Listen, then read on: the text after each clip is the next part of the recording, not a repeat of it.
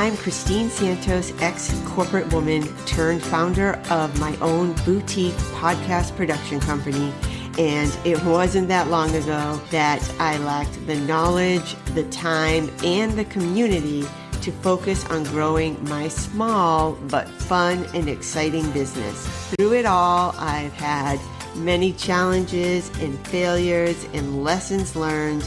Today, I have so much fun helping others change lives and having the time and choices that allows me to spend more time with my family. I created the Wonder Boldly podcast to give you inspiration with actionable steps to help you go after your someday dream now. If you're ready to take your days, weeks, months, life back into your own hands, or you're just curious what it means to create a business that makes an impact in a life you love, you are in the right place. Let's go. Hello, hello, hello, and welcome to another episode of Wonder Boldly. Today, I have with me this amazing woman that I'm actually just meeting face-to-face for the first time ever here. And I produced a podcast that she was on, and I thought immediately I needed to have this woman on the podcast to share with all of you, to share her knowledge, to be in her energy in her space. So I reached out to her and I asked her to come on, and she said she would. And I'm so thrilled that she is here with us today. Her name is Amanda Stern, and she has been journaling since she was an angsty teenager, and she credits her practice to helping her thrive through the divorce she didn't see coming, discover her voice, and become the person she always wanted to be.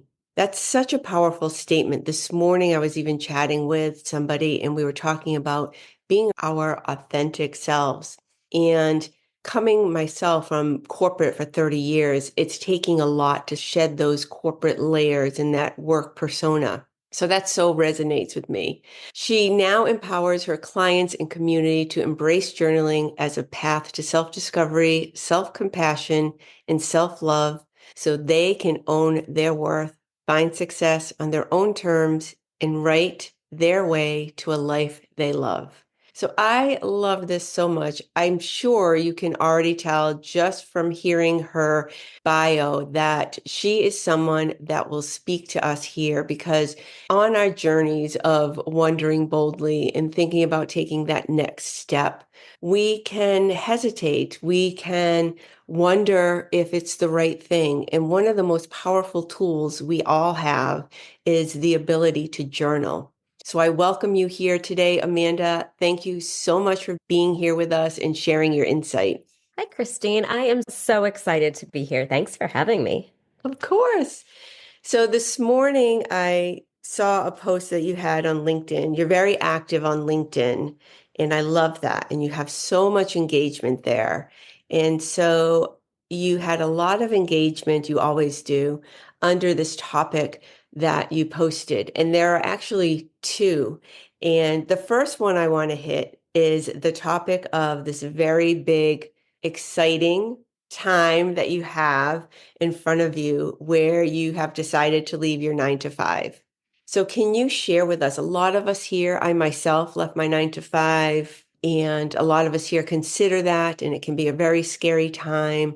So I would love to hear your insights on maybe how you decided to do that, all those feelings, and where you are right now. Yeah. Oh my gosh, where to start? So I'm going to first start by telling you that I hardly ever talk about my 9 to 5 on LinkedIn. It's funny because I came to LinkedIn about 3 years ago because I heard it was a place of opportunity. And I was at a weird place in my job where I was feeling very comfortable, to the point where I thought, I'm too comfortable here. I need to start thinking about what's next.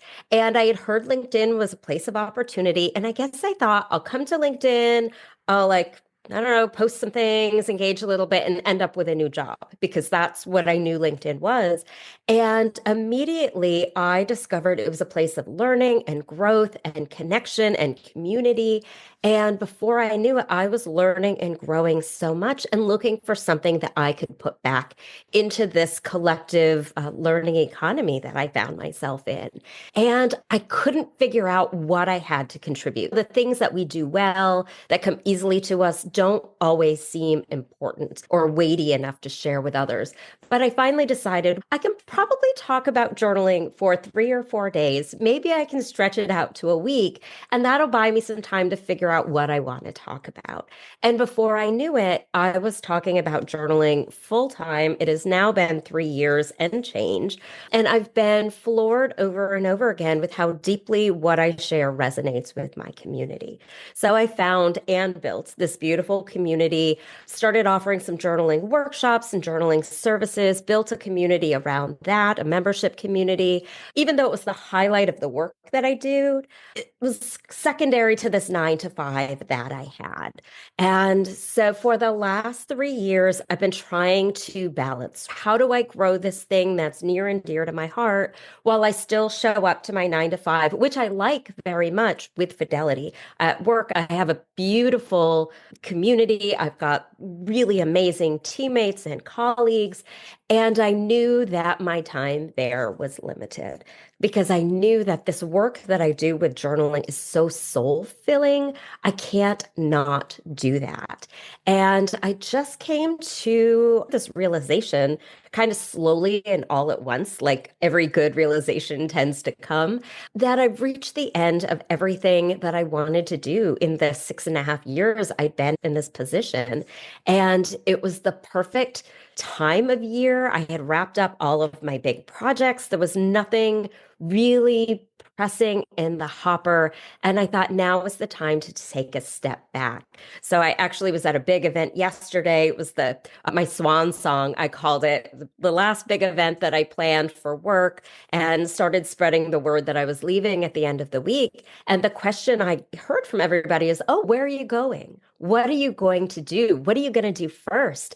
And my answer was, I'm going to take a bit of time to rest and relax and restore. And then I'm going to put all of my energy into building this community that I started growing that just has so much potential and so many possibilities.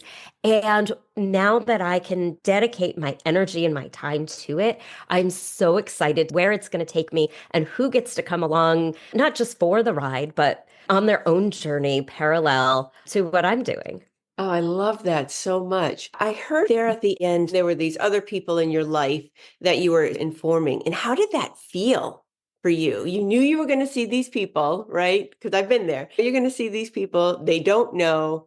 So how did you feel going into that space? I will say it's really invigorating because I was able to hear myself have the conversations I've needed to have for a long time.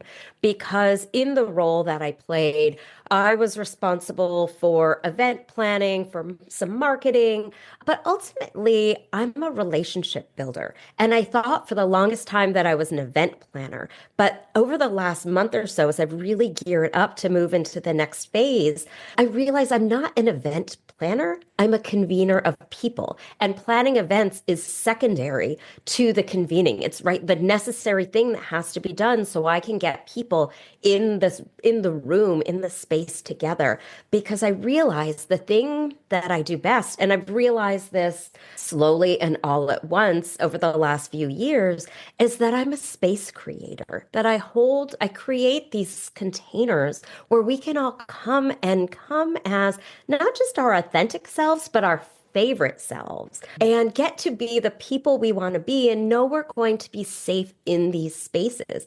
So as I was talking with my community yesterday, sharing where I'm going, what I'm doing, getting to express that the work that I do, my true soul work that I do, is helping people human better. Because in this day and age, a lot of us have forgotten how to human. And those of us who remember how to human, I feel like are humaning super double extra time and we're really tired. So getting to help support other humans and humaning better. And for me, journaling is a huge component of that because the more we journal, the more we know ourselves. The more we truly understand and know ourselves, the easier it is to be more compassionate. And I'm sure a lot of your listeners, Christine, probably are just like me and are really hard on ourselves. We have high expectations. We know what we're capable of, and we push ourselves to meet and exceed those expectations every time. And when we fall short or when we don't quite exceed everything 110%, then what do? We beat ourselves up, right? But learning to be kinder and more compassionate with myself has just opened the door to self-love. And all things are possible there, right? The way I treat myself impacts how I treat other people. How I treat myself impacts what I allow myself to do, how big I allow myself to dream, how boldly I allow myself to wonder, how much I think is possible. And I've got goosebumps just thinking about what's next for me and for all of your listeners and the things that they're excited about as you all embrace journaling and getting to know and love yourselves, like what ripple effects we get to have in the world just by being who we are and our favorite version of who we are. It's so exciting. It's so exciting. So I'm like jumping out of my skin here, listening to you for so many reasons. And I want to start with the human aspect. So my background is in corporate. I was in leadership for 30 years. And I had on my board, when people would come into my office, let's say like leadership would come into my office, they would use the word resource. And I would have the word resource on my board with a big X through it. These are human beings. Let's use the right language. And of course, we know what you mean. Of course, we're not meaning any ill will, but just in the language that we use is so significant. I wouldn't want to have my team in the office and leadership saying, okay, what resources do we have? How does that make a human feel? So I love that so much. And one of the things, and I loved how you boiled down what you did as connector, like a connector. Say that for us again. So it wasn't like event planning, but it was Convening. convening. I love that. And so when I boiled down, when I first left corporate, it was, what am I doing? And all the things, it was like, I'm a communicator. I had team members that I communicated with one-on-one, big teams, public speaking, interviewing, speaking to leadership, speaking to providers. I was in medical software.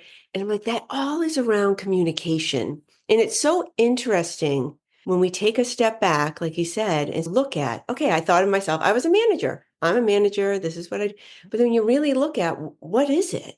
And it's so interesting and powerful. So one question about that I have for you is, how did you get to that maybe aha moment, that feeling of I'm a convener? How did that happen? Yeah. Again, I will say it was slowly and all at once, unfolding on the pages of my journal as I really reckoned what's going to come next for me. What do I want to go into? Because I didn't want to just fall into the next thing. I wanted to be really intentional about where I spend my time and energy. So I started, I think a lot of people do. Okay, what am I doing now? And what do I like about what I'm doing now? What are the critical components of my job? And what is transferable to something else in a different industry or a different market? And events has been for the last 6 years a really huge part of what I do.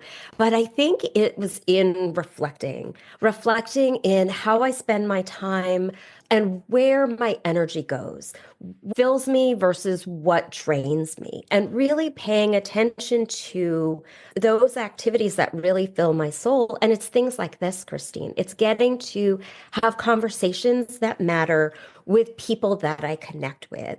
And building relationships has always been a hallmark for me. It's how I get my work done. I don't know how to do work any other way except through building strong relationships. And little by little, piece by piece, I found the words on the page. And I'm talking over a number of months and years, even this coalescing, but really in just the last couple of weeks, seeing it all come together. I feel like the universe has been rearranging some giant puzzle pieces for me. And all over the last few years, as I've been really frustrated that things weren't happening faster, right? My community wasn't growing at the speed I wanted it to be. Other things in my life weren't falling into place exactly then. But when I look at the experiences I've had this year and the things that I've learned about myself and the ways that I've shown up for myself and for my colleagues and for my community, really just all of a sudden coalesced into this aha moment of, wow, I'm not an event planner. I am a convener. I'm a relationship builder. I create these spaces where you can come and you can tell me things. My post this morning, I think you saw, it was about what a gift it is to be a person who's safe for people to tell things to. So often throughout my life, I've heard people say things to me like, I don't know why I'm telling you this because you didn't ask me and I never talk about it, but I feel like I should just tell you this thing. People from all over, and I'm talking people who are close to me, people who are strangers, people I've met in passing at the grocery store. My children laugh. They're like, you make friends everywhere, Mom. And I thought this was like a normal thing, that if it happened to me, it must surely happen to everybody. And somebody pointed out to me not long ago, this is not universal. This is something about you. It is a gift that you were given. So how are you going to use it? Was the question I asked myself, right? If I have this innate ability to help people feel safe with me, which is really helping them feel safe with themselves. What does that look like? And so I love how that manifests in our journaling community. So we do a lot of group journaling where we get together, we start with the same journal prompt, we do some individual journaling, and then we come together and share where we've been, what we've learned, what our experiences have been like. And it is amazing to see the level of vulnerability that comes out, whether it is a group of longtime friends who have journaled together for ages, or just a group of strangers who are together for 1 hour, and it will be the only hour in the history of the world that we are together. That magic shows up.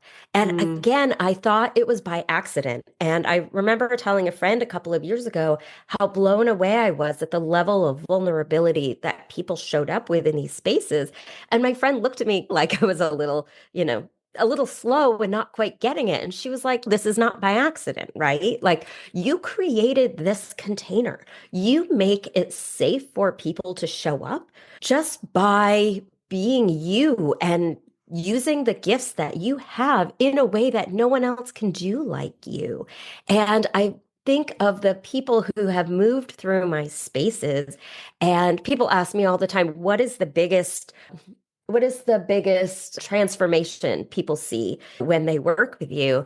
And the answer I always give is this piece we touched on earlier about getting to know ourselves, be more compassionate with ourselves, and getting to love ourselves. And again, from that place of self-love, we can do all the things. I love that. And so I want to summarize what it was about the aha moment. And what really stood out for me was what you were saying was reflection.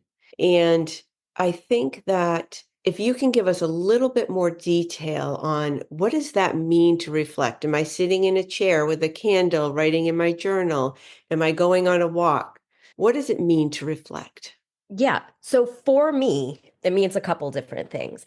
And I want to just issue a caveat that everybody is different. This is just what I know works for me.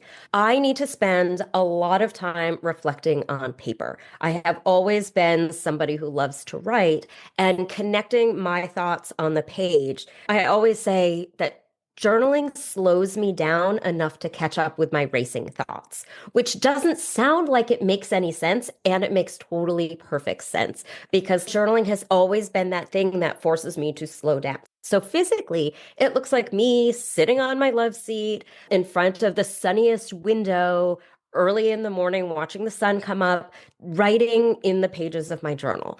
But that's just where it starts and also where it ends.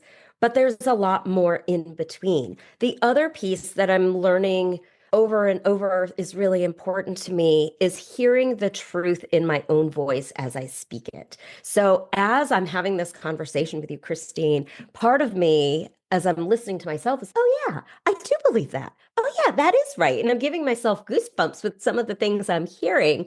And that was the case I had yesterday as I had conversations with colleagues about what's next for me and my desire to really bring people together and convene and help people human better. Just being able to recognize, again, that truth in my own voice, and then going back to my journal and capturing that, right? So for me, journaling is where it starts. And then I do some other reflective work. And a lot of it's through talking to people and soundboarding. And I'm so grateful for those kind people who allow me to soundboard or who serve as a soundboard for me. But a lot of it is just in the everyday mundane. It's the driving in the car without the radio on. It's the moments in the shower when I don't have any music or anyone else's words in my ears. So it's just me and my thoughts. It's taking a walk around the neighborhood, again, without something in my ear that's distracting me from what I really think. So for me, having time for myself without someone's words in front of my eyes or in my ears is absolutely critical. And I love being able to capture it in my journal because there's something magical about seeing my truth in my own handwriting, even if I don't quite believe it yet, to be able to go back through and say, oh, yeah, I knew that all along because here were the seeds I was planting. Here's the evidence, right? Here's how I grew. Here's how that thought I had really transformed from teeny little seed to big, beautiful flower that has blossomed. Yes. And so what I hear in that too is the word that jumped out to me wasn't said. So I'm reading between the lines here, but was awareness. So yes, I practice as well, driving without the radio. I go on walks I never actually wear headphones when I go on walks because I want to be present. And that's beautiful. And also what you're saying, or I hear you saying, is awareness to say, what is coming into my brain? Am I cold? Oh, I'm cold. Or I'm thinking, why am I thinking about this? So not only omitting the outside noise, but being aware of what is then coming to you, right? Would that be true? That is 100%. And what else is really important are the questions we ask ourselves. And so many times when I talk to people about journaling, they're like, what do I even write about, right? Where do I even start? And sometimes it's those simple questions that can help us be mindful. What am I feeling right now? Something that simple, right? And it has so many layers to it. What am I feeling in my body? I've been sitting in my chair for a while, so my hips are really tight, right? So what do I need to do? When we're done, I'm going to get up and I'm going to move and I'm going to stretch and I'm going to go for a walk around the block, right? What am I feeling like in my body at another level? I'm really excited. I'm really excited for the opportunity that's coming to me, for the things that I'm going to get to bring into the world. I'm feeling a little anxious, right? Because it's something new. How do I take care of myself is the next logical thing. So for me, through this process, I've developed a much more sophisticated emotional vocabulary and just being able to identify the feeling that I'm experiencing helps me be able to think of, well, how do I take care of myself in this place? Because what I need when I'm sad is different than what I need when I'm disappointed or frustrated. What I need when I'm anxious is different than what I need when I'm excited, even though anxious and excited are just two sides of the same energy, right? It's on the same spectrum. So being able to really get to know myself on all the layers, right? Get to know the thoughts in my head, but also what do I want? What's motivating me? Why do I act the way I do? Why do I want to do the things I do? What's important to me? The direction that I'm moving, does this feel right? And if it doesn't feel right, what do I need to what do I need to shift so it does? The things that feel good, why do they feel good? and not just accepting on face value. Having conversations with Christine makes me feel really good, but why? What is it about it so that I can replicate it? So it's this connection piece. It's speaking my truth. It's helping and uplifting and supporting, right? Those are the elements. Whereas before I started this process, I was like, oh, I'm an event planner, right? It's so different because I'm sure there are people listening who are like, I love planning events and I love the logistics of planning events. I love working with the venue and I love putting the schedule together and I love making sure everything runs on time. There are people like this, but learning that, nope, this is just a thing I do so that I can have all of those other pieces was this huge self-awareness moment for me. And so I'm going to add to the word awareness is also action. And what I mean by that, because what I heard you say was, why am I enjoying this time with Christine? So I'm enjoying this time. I'm aware that we're having this really fruitful conversation, right? And it feels good. But why? So that's what I mean. So taking action probably isn't the right word, but it's digging deeper. Why is it? And I love that. That's so helpful. So I want to transition us to your post on LinkedIn. You shared this passage from something you were reading, and I'm going to read it, and then I'm going to ask you to expand on it and why you felt it was so important to share. So you said, in quotes, I don't know why I'm telling you this. You didn't ask, and I never talk about it, end quote. Then you wrote, it took me a long time to realize that this didn't happen to everyone, that this ability I have to hold space for you is a gift. These words jumped out at me from the book I read this morning. It's a privilege to have someone trust you enough to show you those pieces of themselves, the most vulnerable and tender, the least polished. You write, I felt it in my soul. This is what happens in our community spaces when we journal together.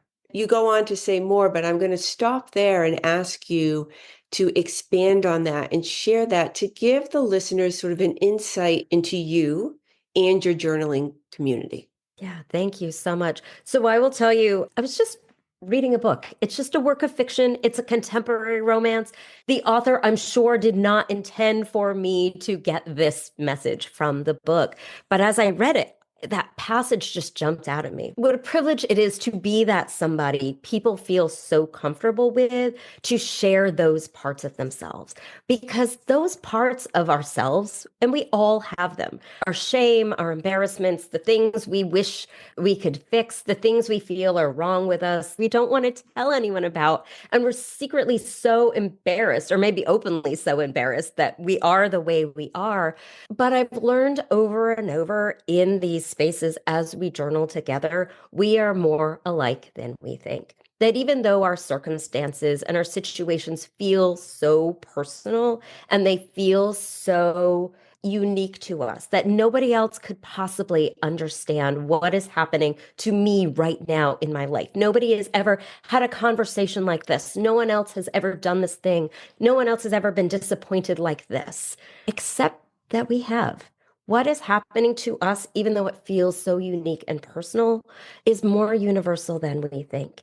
And I spend so much time, I've spent so much time in my life comparing myself with other people, putting other people on pedestals. Wow, this person, I'm thinking of a client that I worked with who the very first time I saw her, I was so intimidated. I was like, she's smart and accomplished and she's beautiful. And holy cow, I could have listed a whole page of reasons why I admired this woman. And then we started journaling together and realizing, holy cow, she's going through the same things. She's having those same experiences. And maybe they look different, but they feel the same, right? That she knows what it's like to be disappointed in the way I was disappointed that one time. Someone else in our group knows what it's like to feel that good, to have our nervous systems be so dysregulated because we feel so good and we're so uncomfortable in our bodies because we're not used to this level of joy and awe that we're allowing ourselves to feel right now, right? So being in these spaces, we have an opportunity not only to discover about ourselves, but then to get to share with others what we're experiencing. And no one is ever required to share. No one is ever expected to read what they wrote. But sharing is our currency. That's what makes these sessions so special. That's what makes our community so special because we realize we're all in this together, that we're not as alone as we think. Our weird is not so weird that no one else will ever get us or like us, that we are in this together. And I think of that beautiful quote by Ram Dass that says, we're all just walking each other home. And that's 100% how it feels in the spaces that I'm in, that I've created, that other folks have co-created with me.